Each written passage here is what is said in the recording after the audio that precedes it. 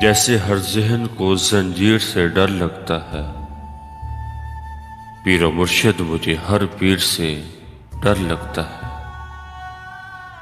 مکتب فکر کی بہتات جہاں ہوتی ہے، ترجمہ ٹھیک ہے تفسیر سے ڈر لگتا ہے۔ جس میں تقدیر بدلنے کی سہولت نہ ملے، ایسی لکھی ہوئی تقدیر سے ڈر لگتا ہے۔ اور جس سے چپ چاپ ضمیروں کو سلایا جائے،